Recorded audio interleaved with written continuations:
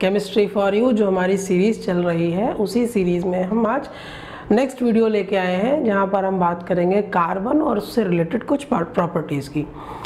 Carbon क्यों important है? Carbon इसलिए इम्पॉर्टेंट है कि आप पूरे अर्थ पर जितने भी कंपाउंड अवेलेबल हैं, जितने भी different type of molecules available हैं, वो सारे मॉलिक्यूल्स उनमें से लगभग मोर देन 80% कंपाउंड्स में या मॉलिक्यूल्स में कार्बन कहीं ना कहीं किसी ना किसी फॉर्म में जुड़ा हुआ है।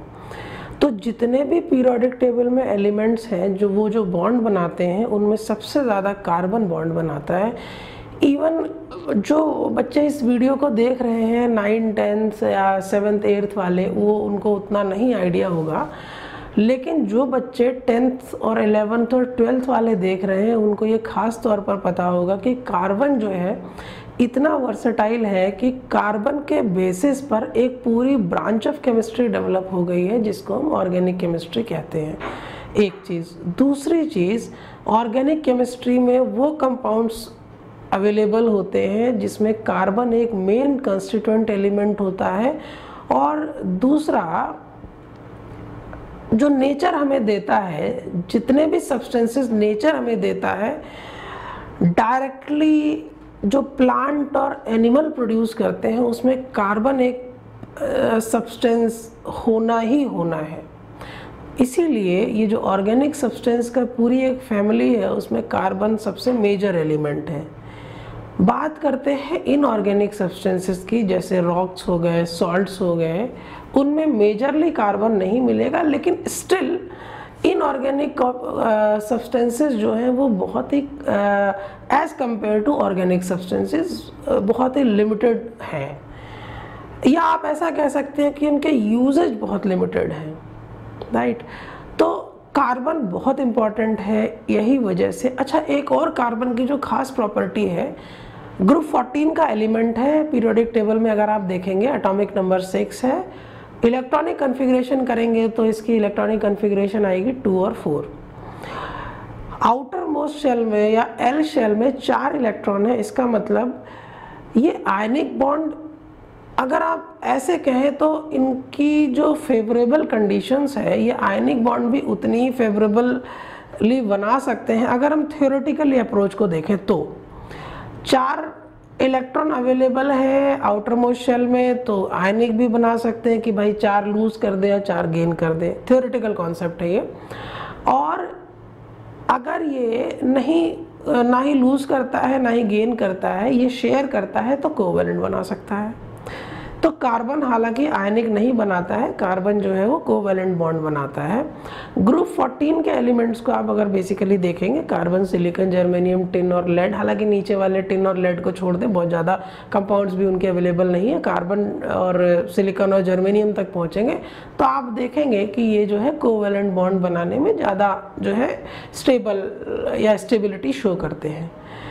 केमिस्ट्री फॉर यू सीरीज़ का नाम है। इसी सीरीज़ में हम उन स्टूडेंट्स के लिए, ये पूरी एक सीरीज़ है जो कहीं ना कहीं एकेडमिक्स में अच्छा स्कोर करना चाहते हैं, जिनका टारगेट जेईई और नीट है, और जो बच्चे जो अदरवाइज़ कोई केवीपीवाई या एनटीएससी या ओलंपियाड वगैरह के फर्दर कोई एग्ज़ाम्स या सीयूईटी का एग्ज़ाम है जो यूनिवर्सिटी लेवल पर जो अभी गवर्नमेंट ऑफ इंडिया ने स्टार्ट किया है, अगर उसकी तैयारी में लगे हुए हैं।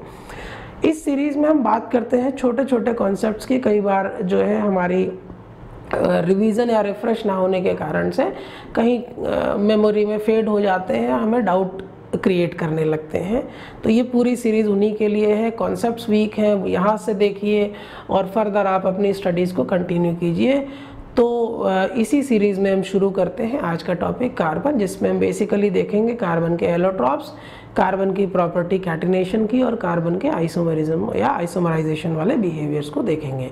तो चलिए शुरू करते हैं। कार्बन का केमिस्ट्री फॉर यू सीरीज़ का नाम है कार्बन, कैटिनेशन और एलोट्रॉप्स और आइसोमरिज्म। कार्बन को अगर हम देखें तो कार्बन का जो एटॉमिक नंबर है वो होता है 6, और इसकी इलेक्ट्रॉनिक कन्फिग्रेशन है, कार्बन की इलेक्ट्रॉनिक कन्फिग्रेशन है आपका 2 और 4। देखिए, अगर इस वीडियो को 11th 12th वाले स्टूडेंट हैं तो वो बहुत ज़्यादा अच्छे से समझ पाएंगे कि कार्बन की इलेक्ट्रॉनिक कॉन्फ़िगरेशन 1s2, 2s2 और 2p2 भी होती है, लेकिन 10th और उससे छोटे स्टूडेंट्स जो है वो इसको नहीं समझ पाएंगे। तो 11th और 12th वाले और स्टूडेंट्स को इस तरीके से समझेंगे कि कार्बन की जो इलेक्ट्रॉनिक कॉन्फ़िगरेशन है वो हमारी रहेगी 1s2, 2s2 और 2p2। अगर 9th और 10th के स्टूडेंट हैं तो वो कार्बन की कॉन्फ़िगरेशन को 2 और 4 समझेंगे।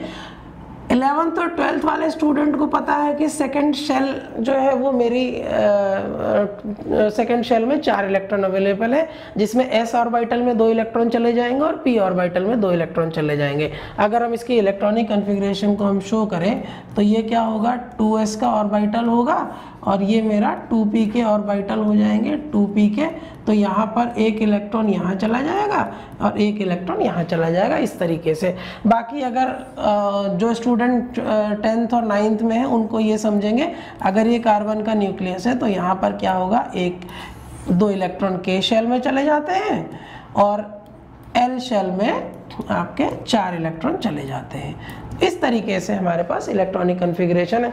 बेसिक चीज़ यही है कि भाई अगर कोई बॉन्डिंग होनी होगी कार्बन में तो ये ध्यान रखिएगा केवल और केवल आउटर मोस्ट इलेक्ट्रॉन या वैलेंस इलेक्ट्रॉन ही पार्टिसिपेट करेंगे और कोई भी इलेक्ट्रॉन पार्टिसिपेट नहीं करेंगे। ये माइक का तार बार बार आ रहा है पैरों में। चलिए शुरू करते हैं इसको आगे हम कार्बन से। तो कार्बन के इलेक्ट्रॉनिक कॉन्फ़िगरेशन को देखेंगे तो ये हो जाएगी 2 और 4।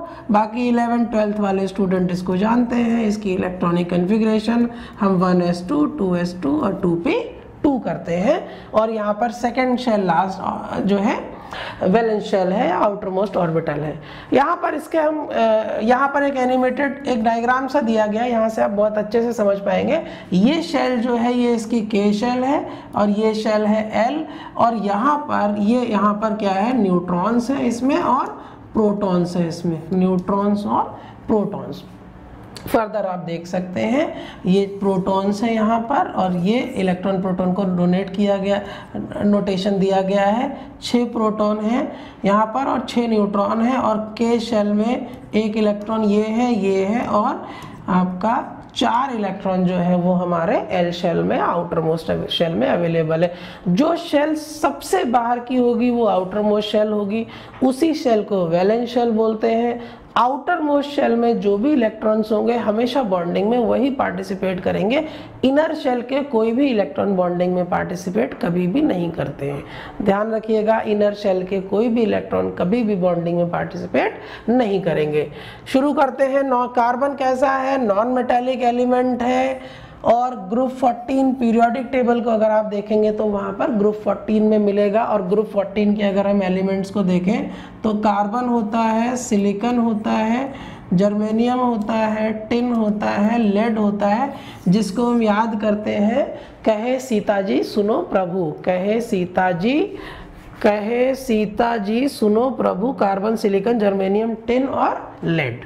चलिए, वैलेंसी होती है 4। अभी हमने बात की है वैलेंसी की। तो कार्बन के आउटर मोस्ट शेल में कितने इलेक्ट्रॉन है, 4। तो कार्बन के आउटर मोस्ट शेल में कितने इलेक्ट्रॉन है, 4।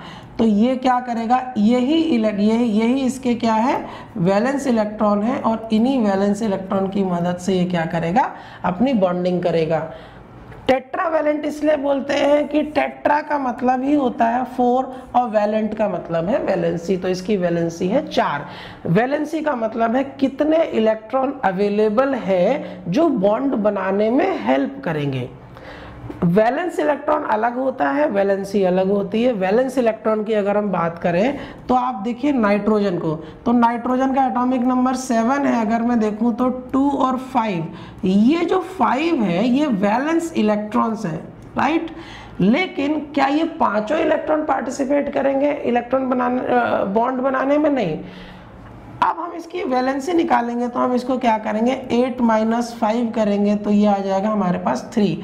वैलेंसी जो होगी इसकी 3 होगी, वैलेंसी जो होगी इसकी क्या होगी, 3 होगी। तो वैलेंस इलेक्ट्रॉन और वैलेंसी में फर्क है। वैलेंस इलेक्ट्रॉन वो इलेक्ट्रॉन जो आउटर मोस्ट शेल में अवेलेबल है, वैलेंसी वो इलेक्ट्रॉन जो एक्चुअली में कोई बॉन्ड बनाने में पार्टिसिपेट करते हैं, अपना रोल प्ले करते हैं। चलिए कंटिन्यू करते हैं इसी में आगे।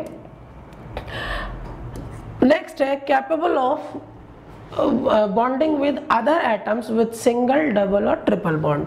कार्बन इतना वर्सेटाइल है, इतना यूनिक कैरेक्टर रखता है कि कार्बन जो है अपने दूसरे कार्बन के साथ सिंगल बॉन्ड में भी एग्जिस्ट कर सकता है, कार्बन दूसरे कार्बन के साथ डबल बॉन्ड में भी एग्जिस्ट कर सकता है, और कार्बन अपने दूसरे कार्बन के साथ ट्रिपल बॉन्ड में भी एग्जिस्ट कर सकता है। यही एक खूबी है कार्बन की, इतने wide character of bonds create करता है, जिसकी इसका मतलब आप एक चीज समझिए कि कार्बन किसी भी हद तक जाने के लिए तैयार है बॉन्डिंग क्रिएट करने के लिए। जरूरत पड़ेगी सिंगल बॉन्ड से बनाएगा बॉन्ड, जरूरत पड़ेगी तो डबल बॉन्ड से, जरूरत पड़ेगी तो ट्रिपल बॉन्ड से। फ्लेक्सिबिलिटी बहुत है, जिस एलिमेंट में इतनी फ्लेक्सिबिलिटी होगी तो ऑब्वियसली नेचर में वो सबसे ज्यादा बॉन्ड बनाते हुए नजर आएगा, और वही हमने देखा है कार्बन के साथ, और इसीलिए जो है पूरी की पूरी ऑर्गेनिक केमिस्ट्री इसी के बेसिस पर डेवलप कर दी गई है। तो कार्बन जो है, और मुझे नहीं लगता कि कोई ऐसे एलिमेंट भी अवेलेबल है जो इतना वाइड कैरेक्टर के बॉन्ड्स बनाते हैं, इतना मतलब इतने डिफरेंट टाइप ऑफ बॉन्ड भी बनाने के लिए अवेलेबल होते हैं। तो कार्बन जो है सिंगल बॉन्ड, डबल बॉन्ड और ट्रिपल बॉन्ड, और अगर ये सिंगल बॉन्ड में अगर ये होता है तो ये होता है सैचुरेटेड, राइट। अगर डबल या ट्रिपल बॉन्ड में कार्बन बॉन्ड बनाता है तो इसको बोलेंगे अनसैचुरेटेड। आप लोगों ने पढ़ा होगा पिछले क्लासेस में या आगे पढ़ेंगे हाइड्रोकार्बन।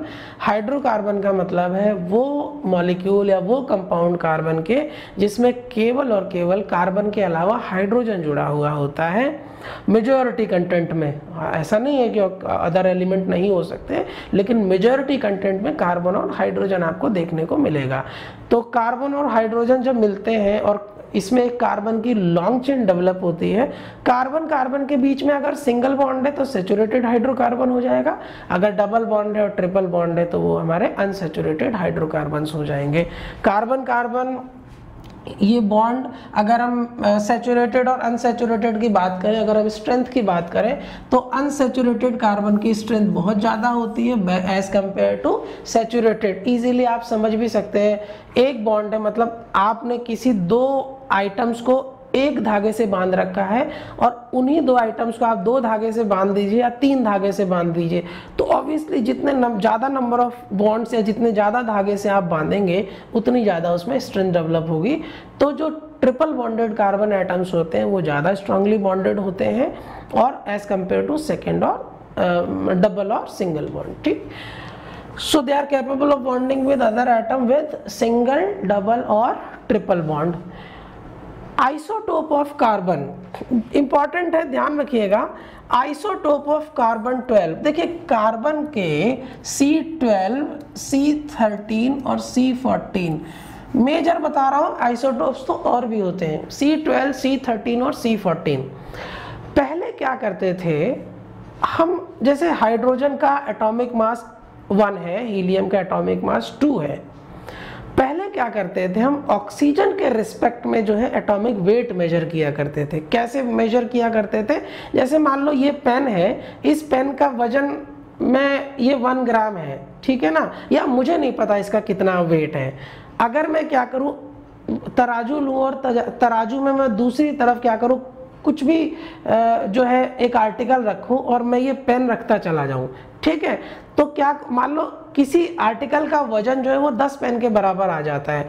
तो मेरे को पेन का वेट तो नहीं पता, लेकिन अगर मैं पेन को स्टैंडर्ड वेट मान लूं तो मैं क्या कहूंगा कि जिस वेट को मैं मेजर करना चाह रहा हूं that is equal to 10 pence. तो ये एक स्टैंडर्ड हो जाता है। तो पहले हम क्या करते थे, ऑक्सीजन को एज ए स्टैंडर्ड माना करते थे, मतलब ऑक्सीजन को हम यूनिट मास मान लिया करते थे, उसके रिस्पेक्ट में हम जो है दूसरे एलिमेंट के एटॉमिक मासेस को डिफाइन किया करते थे। लेकिन बाद में हमने क्या किया है, जो कार्बन का जो आइसोटोप है C12 उसको हमने स्टैंडर्ड माना है और उसके अकॉर्डिंग क्या करते हैं हम वेट बताते हैं।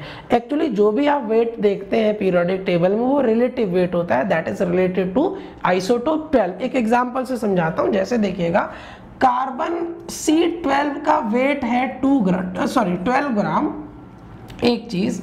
दूसरी चीज मैं बोलता हूं हाइड्रोजन का वेट है 1 ग्राम।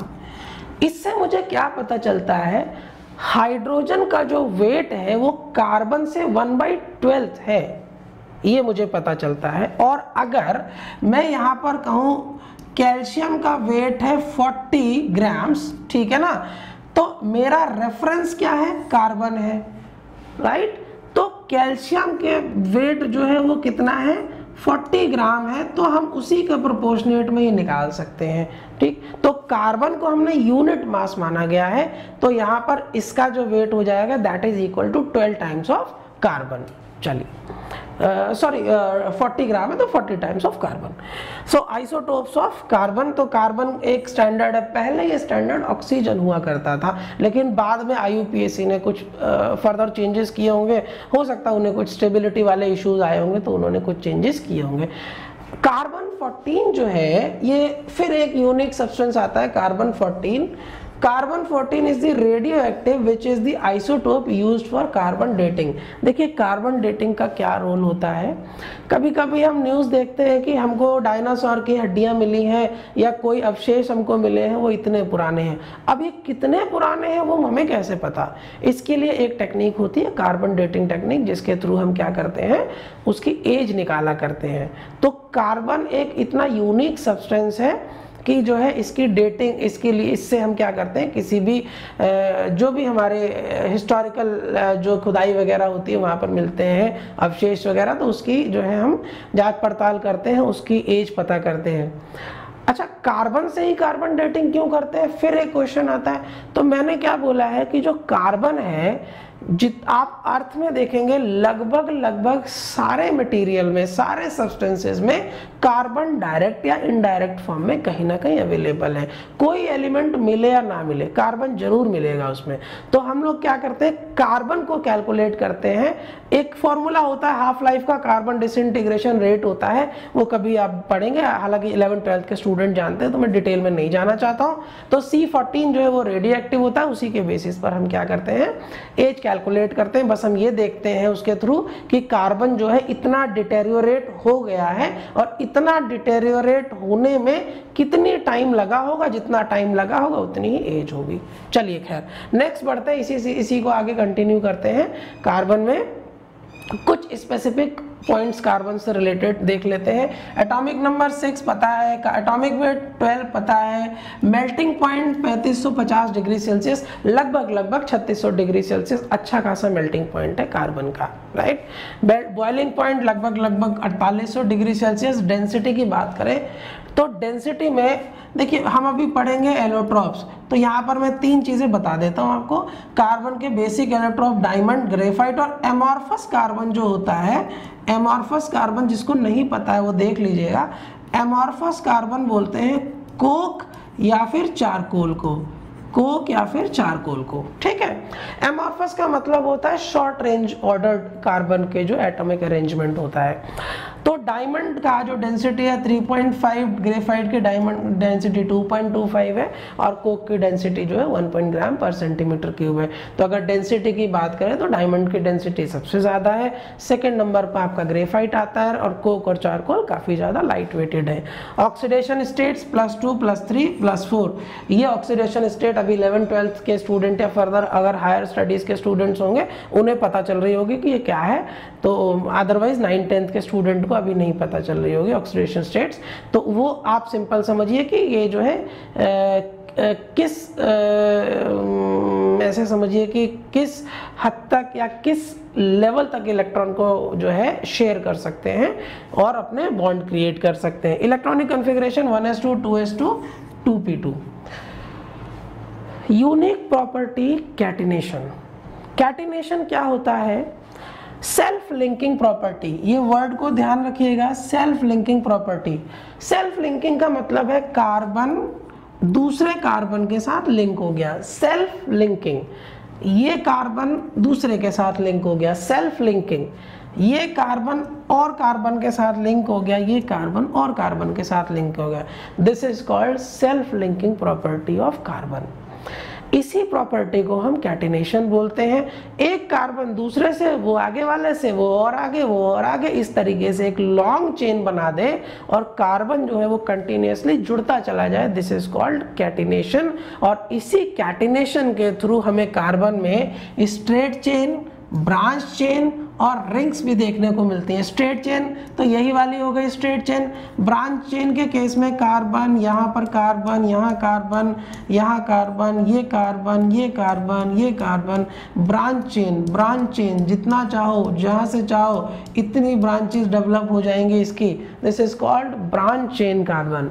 तो सिंपल है, एक कार्बन दूसरे कार्बन के साथ जुड़ रहा है। अब वो स्ट्रेट चेन में जुड़े, लीनियरली जुड़े या फिर ब्रांच में जुड़े, उससे कोई फर्क नहीं पड़ने वाला। इस प्रॉपर्टी को बोलते हैं कैटिनेशन, जहां पर एक कार्बन दूसरे कार्बन से कंटिन्यू जुड़ता चला जाता है। रिंग में किस तरीके से जुड़ता है? एक कार्बन इस तरीके से रिंग में जुड़ता है, तो ये वाला हमारा जो है कार्बन जुड़ जाता है, this is called cyclo carbon होते हैं हमारे। और इसी सीरीज में अगर ये ऑल्टरनेट डबल बॉन्ड हो जाते हैं तो ये क्या करता है? बेंजीन बन जाता है। इसको सिंप्लीफाइड तरीके से हम क्या करते हैं? ऐसे भी बना दिया करते हैं। तो एक रिंग जो है दूसरे रिंग के साथ जुड़ जाती है। तो यहाँ पर भी ये जो है, ये एक रिंग भी दूसरे रिंग के साथ जुड़ जाती है। ये सब होता क्यों है? ये होता इसलिए है, कार्बन के यूनिक साइज की वजह से, काफ़ी छोटा साइज है। दूसरा, जो ये बॉन्ड क्रिएट करता है दूसरे कार्बन के साथ, वो बहुत स्ट्रांग बॉन्ड होता है। कोवैलेंटली बॉन्डेड कार्बन होते हैं, स्ट्रांगली बॉन्डेड कार्बन होते हैं। चलिए आगे बढ़ते हैं इसी में। Next, allotropy. एलोट्रॉप्स क्या होते हैं?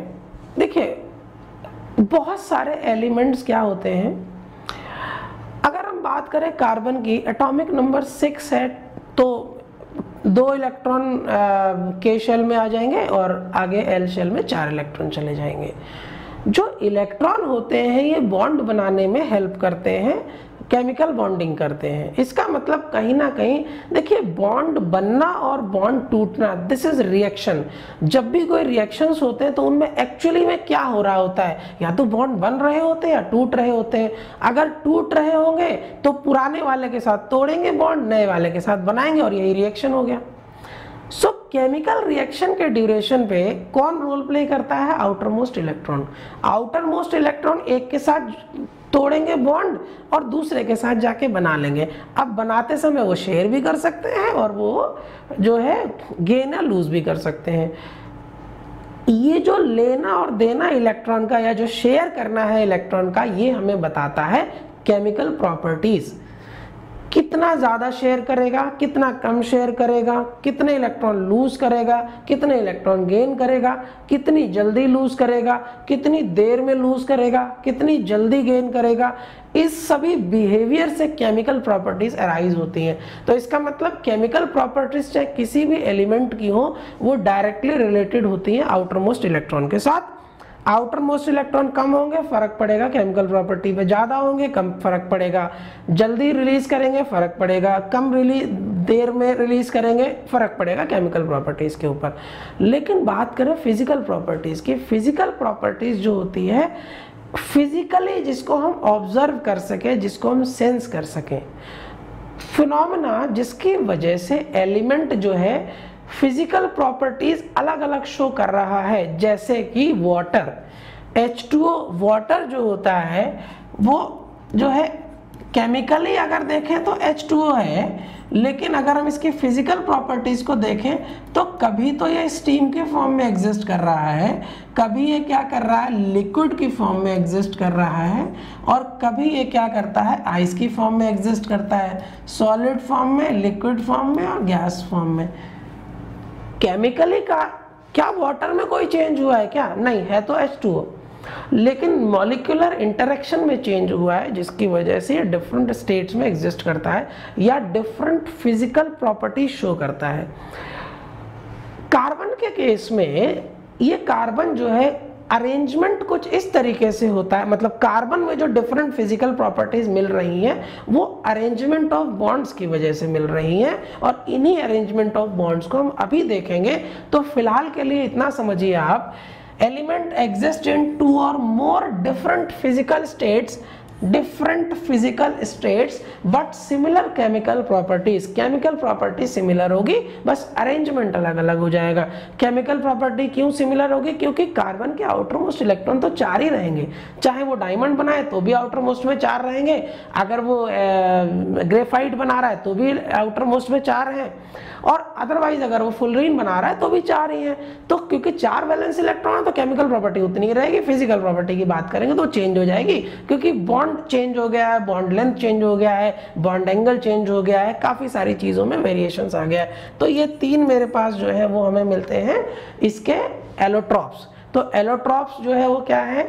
The property of an element to exist in more than 2 different physical forms but their chemical properties will remain same.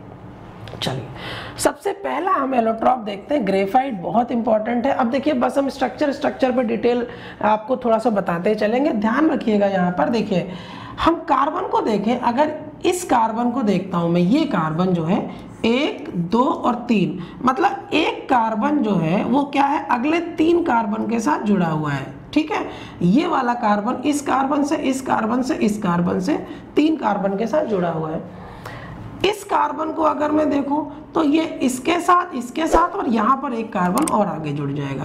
इस कार्बन को देख रहा हूं, इसके साथ, और अगर ये आगे की तरफ एक्सटेंड करेगा लेयर तो, या फिर आप इधर देखिए सेंटर पे आपको सारे डायरेक्शंस को क्लियरिटी मिल जाएगी। इसके साथ और इसके साथ। यहाँ पर कार्बन जो है अगले 3 कार्बन के साथ जुड़ रहा है, 4 के साथ नहीं जुड़ रहा है, अगले 3 कार्बन के साथ जुड़ रहा है। इस तरीके से अरेंजमेंट होता है तो ग्रेफाइट मिलता है, और इस तरीके से हमें एक हेक्सागोनल रिंग मिलती है, जो अभी मैंने पीछे एक डायग्राम भी बनाया था। या ये हेक्सागोनल रिंग मिल रही है, ये तो ये कार्बन, ये कार्बन, ये कार्बन, ये कार्बन, ये जो बॉल सी दिख रही है ये कार्बन को रिप्रेजेंट कर रहा है। तो 6 कार्बन की हेक्सागोनल रिंग है, एक चीज।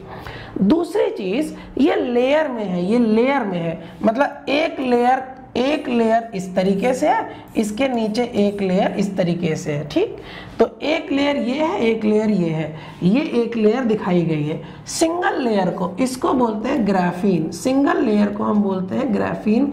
अगर इन्हीं सिंगल लेयर को हम स्टैक कर दें, एक के ऊपर एक, एक के ऊपर एक, एक के ऊपर एक, यही ग्रेफाइट हो जाता है। ग्रेफाइट की सिंगल लेयर को ग्राफीन बोलते हैं, 1 डायमेंशनल स्ट्रक्चर होता है, और इन्हीं लेयर्स को हम स्टैक करते चले जाएं तो ये हमारी ग्रेफाइट बना देती हैं। और ग्रेफाइट की यूनिक प्रॉपर्टी है, इसी लेयर्ड स्ट्रक्चर की वजह से ये स्लिपरी होता है, और जिसकी वजह से हम इसको एज ए ड्राई लुब्रिकेंट भी यूज करते हैं। तो चलिए फर्दर और कुछ प्रॉपर्टीज को देख लेते हैं ग्रेफाइट के। It is a crystalline solid with melting point लगभग 3650 डिग्री सेल्सियस के आसपास है। बहुत अच्छा मेल्टिंग पॉइंट है। अगर मैं आपको थोड़ी जानकारी के लिए बताऊं, यू विल बी शॉक्ड अगर जिसको नहीं पता होगा, स्टील का मेल्टिंग पॉइंट लगभग 1600 डिग्री सेल्सियस होता है। तो आप समझिए स्टील से भी ज़्यादा हायर मेल्टिंग पॉइंट होता है ग्रेफाइट का। और यही कारण है कि ग्रेफाइट को हम इलेक्ट्रोड्स में और इन दी फॉर्म ऑफ इंसुलेटर, या फिर नहीं, ग्रेफाइट तो इंसुलेटर के लिए नहीं यूज़ करते, या फिर हम इन दी फॉर्म ऑफ ग्रेफाइट को इलेक्ट्रोड्स के लिए यूज़ करते हैं, या फिर हम इसको रिफ्रैक्टरी मटेरियल यूज़ करते हैं। ग्रेफाइट हालांकि कंडक्टिव होता है, लेकिन हालांकि उतना नहीं कंडक्टिव होता है, बट स्टिल हम उसको जो है एज ए रिफ्रैक्टरी मटेरियल ज़्यादा प्रेफर करते हैं यूज़ करना। सेकेंड, मैंने अभी स्ट्रक्चर की बात की। यहाँ पर each carbon atom is bonded to 3 other carbon arrange in a honeycomb like planar and layered network of structures. तो हनीकॉम्ब टाइप स्ट्रक्चर है। हनीकॉम्ब जो मधुमक्खी का छत्ता होता है, अगर आपको उसको ऑब्जर्व करेंगे तो भी आप देखेंगे वहां पर भी 6 बाउंड्रीज आपको देखने को मिलेंगी। तो ये हेक्सागोनल लाइक स्ट्रक्चर होता है, और लेयर्ड स्ट्रक्चर है, प्लेन स्ट्रक्चर है, लेयर्ड स्ट्रक्चर है, मतलब एक के ऊपर एक लेयर, उसके ऊपर दूसरी लेयर। ठीक, और ये वाले ये जो बॉन्ड दिखाए गए हैं ये आपके वैन डर वाल फोर्सेज है, वीक वैन डर वाल फोर्सेज है। और ये जो बॉन्ड दिखाए गए हैं ये आपके कोवेलेंट बॉन्ड है, ये आपका वैन डर वाल फोर्सेज है। राइट। तो ग्रेफाइट के बारे में ये देखिएगा। दूसरा है each layer is known as graphene, जो मैंने आपको ऑलरेडी बता दिया है। ईच, अच्छा 10th और के बच्चों को हालांकि नहीं उतना पता होगा, लेकिन 11th 12th के स्टूडेंट और फर्दर जो हायर लेवल के स्टूडेंट्स होंगे उनको पता होगा। यहाँ पर sp2 हाइब्रिडाइज्ड कार्बन होता है। sp2 हाइब्रिडाइजेशन क्या होता है 11th और 12th के बच्चों को पता होगा। नहीं पता तो किसी दिन हम जो है हाइब्रिडाइजेशन का एक लेक्चर यहाँ पर करेंगे, जहाँ हम sp, sp2, sp3, sp3d, sp3d2 और हाइब्रिडाइजेशन को डिटेल में स्टडी करेंगे। Good conductor of heat and electricity, they are slippery to touch. Diamond नहीं होता है slippery to touch, right. Diamond is the hardest substance, scratch करता है, काटता है, कटिंग टूल की तरह यूज करते हैं। But graphite is so much soft, slippery, pencil की लिड, जो पेंसिल की निब होती है वो ग्रेफाइट होता है, इतनी सॉफ्ट होती है आप पेपर पर इजीली लिख सकते हैं। नॉन इन्फ्लेमेबल है, सॉफ्ट है, क्योंकि वीक वंडरवॉल फोर्सेस होते हैं। तो सॉफ्ट का मतलब होता है एक लेयर दूसरे लेयर के ऊपर इजीली स्लिप करेगी, बहुत सॉफ्ट है। वीक वंडरवॉल फोर्सेस है, थोड़ा सा पेंसिल से फोर्स लगाइए घिस जाती है। स्लिपरी है, इजीली बॉन्ड्स ब्रेक हो जाते हैं। They are used as electrode, conductive होते हैं, इलेक्ट्रोड की तरह यूज करते हैं। रिफ्रैक्टरी मटेरियल और ड्राई लुब्रिकेंट की तरह यूज करते हैं। बहुत सारी जगह ऐसी होती हैं जहां पर आप वेट लुब्रिकेंट यूज नहीं कर सकते, जैसे बहुत सारी इलेक्ट्रिकल मशीनरीज होती हैं जहां पर करंट फ्लो करता है, तो वहां पर आप जो है नहीं यूज कर सकते वेट लुब्रिकेंट। तो वहां पर ऐसा थोड़ी आप ग्रीस लगा देंगे या स्प्रे लुब्रिकेंट यूज कर देंगे तो करंट शॉर्ट सर्किटिंग हो जाएगी। उस शॉर्ट सर्किटिंग से बचने के लिए हम क्या करते हैं, ड्राई लुब्रिकेंट यूज करते हैं, ताकि जो है लुब्रिकेंट को जिस जगह पर डाला जाए वहीं रहे और कहीं और कंडक्टिव ना हो जाए अगर कहीं वहां करंट पास हो रहा हो।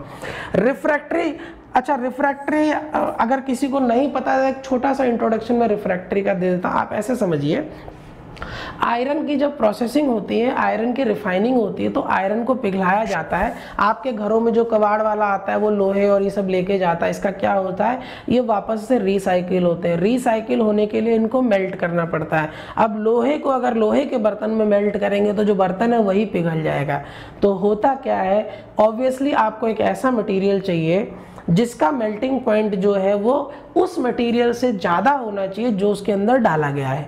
तो लोहे को अगर पिघलाना है तो जो बाहर वाला कंटेनर है, जो बर्तन है, उसका मेल्टिंग पॉइंट ज़्यादा होना चाहिए। लेकिन अभी लोहे से स्ट्रांग मेल्टिंग पॉइंट वाला हम कौन सा ले सकते हैं? अब लेने को तो हम कहेंगे सर टंगस्टन ले लो या फिर क्रोमियम बेस्ड स्टील ले लो, कोबाल्ट बेस्ड स्टील ले लो, लेकिन वो इतनी महंगी है कि बर्तन जो वेसल जो बनेगा वो इतना महंगा हो जाएगा, हम उसकी कॉस्टिंग ही जस्टिफाई नहीं कर पाएंगे। तो मैन्युफैक्चरिंग प्रोसेस इतना महंगा हो जाएगा, जिसकी वजह से जो वेसल होता तो लोहे का ही है, लेकिन अंदर से हम क्या करते हैं, ग्रेफाइट की ये जो कोर बना देते हैं अंदर से। मतलब जैसे ये वेसल है जिसमें हम क्या करते हैं, आयरन स्क्रैप को डाल देते हैं, लेकिन इसके बाहर की तरफ हम क्या करते हैं, लेयर बना देते हैं। ये जो लेयर होती है ये किसकी होती है, ग्रेफाइट की।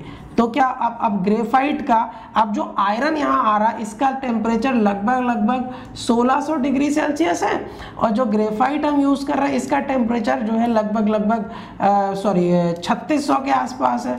तो आराम से लोहे को पिघलाइए, कोई दिक्कत नहीं होने वाली है। तो रिफ्रैक्टरी मटेरियल की तरह भी हम इसको यूज किया करते हैं। चलिए आगे बढ़ते हैं। अगला जो मेरा एलोट्रॉप है डायमंड है। तो डायमंड को हम खासकर देखेंगे जो है, it is bonded to 4 other carbon atom. Graphite के केस में एक कार्बन एटम अगले 3 के साथ जुड़ा हुआ था। एक कार्बन एटम जो है 1, 2 और 3 के साथ जुड़ा हुआ था, लेकिन यहाँ पर क्या होगा, एक कार्बन एटम जो होगा वो अगले 4 के साथ जुड़ा होगा। देखते हैं यहाँ पर कैसे जुड़ा हुआ है। इस स्ट्रक्चर को आप देखिए ध्यान से, तो यहाँ पर आपको इजीली समझ में आएगा। इसको मैं रोक तो नहीं पाऊंगा। अगर आप देखें इस वाले को ऑब्जर्व करें तो ये 4 के साथ जुड़ा हुआ, मैं यहाँ बताने की कोशिश करता हूँ।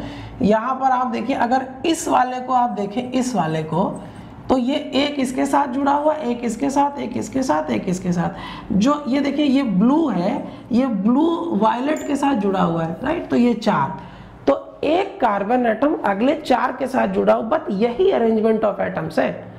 बॉन्ड यहाँ भी कोवेलेंट है, बॉन्ड ग्रेफाइट में भी कोवेलेंट था, लेकिन बस और बस अरेंजमेंट का अंतर हो गया है। वहां पर एक कार्बन अगले 3 के साथ जुड़ा हुआ है, यहाँ एक कार्बन अगले 4 के साथ जुड़ा हुआ है, जिसकी वजह से हमें जो है ये इस तरीके के हार्डेस्ट सब्सटेंस नेचुरली अकरिंग मिलता है। ठीक, it is the hardest substance and it act as insulator. आप देखिए कितना प्रॉपर्टी में डिफरेंस आ गया है। ग्रेफाइट जो है गुड कंडक्टर है, डायमंड जो है वो बैड कंडक्टर है। आप समझिए कि एलिमेंट वही है, सब कुछ वही है, नंबर ऑफ इलेक्ट्रॉन वही है, बस अरेंजमेंट ऑफ एटम्स है। तो आप देखिए अरेंजमेंट ऑफ एटम से फिजिकल प्रॉपर्टीज में कितना डिफरेंस आ गया। एक फिजिकली, एक को आप एज ए कंडक्टर यूज कर सकते हैं, एक को एज ए इंसुलेटर यूज करते हैं, राइट। तो एक को आप कटिंग टूल की तरह यूज कर सकते हैं, एक इतना सॉफ्ट है कि आप उसको पेंसिल की निब बना लेते हैं। It is used for drilling rocks, cutting tools बनाए जाते हैं इसके, बहुत ज़्यादा जो है कटिंग मटेरियल के लिए भी यूज करते हैं। बाकी ज्वेलरी का सबको पता ही है कि ये डायमंड जो है वो ज्वेलरी पर्पज के लिए यूज किया जाता है। तो पहला एलोट्रॉप ग्रेफाइट, दूसरा एलोट्रॉप मेरा डायमंड। डायमंड की एक और खास बात है, डायमंड जो है ये क्या करता है, एक फिनोमेना शो करता है जिसको हम बोलते हैं total internal reflection. 10th class में ये पढ़ाया जाता है, टोटल इंटरनल रिफ्लेक्शन। जहां पर जो व्हाइट लाइट है, विजिबल लाइट अगर डायमंड के अंदर आती है तो वो क्या करता है, क्रिटिकल एंगल से फॉल करती हुई वो डायमंड में ज़्यादा समय तक रहती है, डायमंड से जल्दी बाहर नहीं निकल पाती है, जिसकी वजह से जो डायमंड का जो शाइनिंग है वो बहुत ज़्यादा और ब्राइटनेस ज़्यादा अपीयर करता है। तो टोटल इंटरनल रिफ्लेक्शन वहाँ पर फिनोमेना है। अगर किसी को नहीं पता है तो किसी वक्त हम एक वीडियो बनाएंगे, लाइट को लेके आएंगे, तो वहाँ पर हम क्रिटिकल एंगल, इस तरीके के रिफ्लेक्शन और रिफ्रैक्शन फिनोमेना को भी हम जो है वो डिटेल में स्टडी करेंगे। नेक्स्ट आइए फुलरीन। थर्ड इसका जो है एलोट्रॉप है जो वो है फुलरीन। कैटिनेशन की प्रॉपर्टी को अभी हमने डिस्कस किया था, तो हमने ये देखा था कि कैटिनेशन के ड्यूरेशन पे क्या होता है, कार्बन जो है continuously long form of chain में जुड़ता चला जाता है। अभी कितना जुड़ सकता है वो देखिएगा, वर्सटैलिटी कितनी है। कार्बन जो है 20, मतलब कार्बन कंटिन्यू 20 कार्बन तक जुड़ सकता है, मतलब नॉर्मल रेंज में, और कितना तक जा सकता है वो देखिएगा, it can go up to 540। और अगर लेटेस्ट अगर मैं डिस्कवरी की बात करूं तो ये भी पता चला है कि कार्बन जो है it can also go more than 700, तो 700-800 तक भी ये जा सकता है। ठीक है, तो फुलरीन एक यूनिक सब्सटेंस है, यूनिक कार्बन का ग्रेफाइट है, जहां पर इतने लंबे फॉर्म में ये जो है जुड़ता है, और स्पेशली ये स्फेरिकल फॉर्म में जुड़ता है, ये 3 डायमेंशनल फॉर्म में जुड़ता है, स्फेरिकल फॉर्म में जुड़ता है। और यहाँ से हम क्या करते हैं, इसकी यूटिलिटी, इसको हम यूटिलाइज करते हैं फुलरीन को। So it is the allotrope of carbon, जहाँ पर ये जुड़ता है मोर देन 700 और लाइक दैट। और जब फुलरीन की बात करते हैं तो फुलरीन जो है एक्चुअली ये लगभग क्लस्टर ऑफ 60 कार्बन एटम्स को कहा गया था फुलरीन। 60 कार्बन एटम है, मोर देन 60 कार्बन एटम है, तो उसको हम फुलरीन की कैटेगरी में रख सकते हैं। चलिए नेक्स्ट आते हैं इसी सीरीज में आगे, आइसोमरिज्म। कार्बन जो है वो आइसोमरिज्म भी शो करता है। बेसिकली स्ट्रक्चर से रिलेटेड है, तो कई बार जो है इसको स्ट्रक्चरल आइसोमरिज्म भी कहा जाता है। स्ट्रक्चरल आइसोमरिज्म में क्या होता है, सेम मॉलिक्यूलर फार्मूला सेम होगा, लेकिन स्ट्रक्चरल फार्मूला डिफरेंट हो जाएगा। अगर एक कोई मॉलिक्यूल है जिसका स्ट्रक्चरल फार्मूले की अगर हम बात करें, मॉलिक्यूलर फार्मूले पे पहले आते हैं, फिर स्ट्रक्चरल फार्मूला बताते हैं। देखिए ब्यूटेन को अगर मैं देखूं, ब्यूटेन जो है एल्केन कैटेगरी का है, तो ये आ जाएगा CnH2n+2। ब्यूटेन के केस में n की वैल्यू 4 होती है, तो ये मुझे मिल जाएगा C4H10। n की जगह पर 4 रख दीजिए, C4H और 2 × 4 + 2, तो ये हो जाएगा C4H10। C4H10। अगर मैं ब्यूटोन को बनाने की कोशिश करूं तो देखिएगा कार्बन क्या होंगे, 4 कार्बन यहाँ बन रहे हैं, और इसमें से क्या करूँगा मैं, कार्बन जो है इसको मैं हाइड्रोजन प्लेस करूँगा इसके चारों तरफ, हाइड्रोजन के साथ इसकी बॉन्डिंग होगी इस तरीके से, CH ये इसकी बॉन्डिंग है। ठीक, कितने हाइड्रोजन है? 1 2 3 4 5 6 7 8 9 10। 10 हाइड्रोजन हो गए हैं और कार्बन कितने हैं? 4 कार्बन हो गए हैं। स्ट्रेट चेन अरेंजमेंट है। इसी को अगर मैं क्या करूं, देखिएगा, कार्बन कार्बन कार्बन और एक कार्बन में यहाँ जोड़ देता हूं और इसके बाद मैं क्या करता हूं, हाइड्रोजन को जोड़ देता हूं।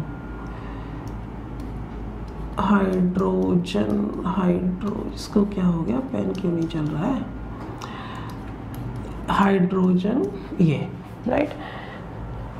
तो यहाँ पर, यहाँ पेन क्या दिक्कत होगी इसको? हाइड्रोजन, ठीक है। आप देखिए यहाँ पर स्ट्रेट चेन है, कार्बन की स्ट्रेट चेन है और यहाँ पर ये ब्रांच चेन, यहाँ पर ब्रांच आ गई है।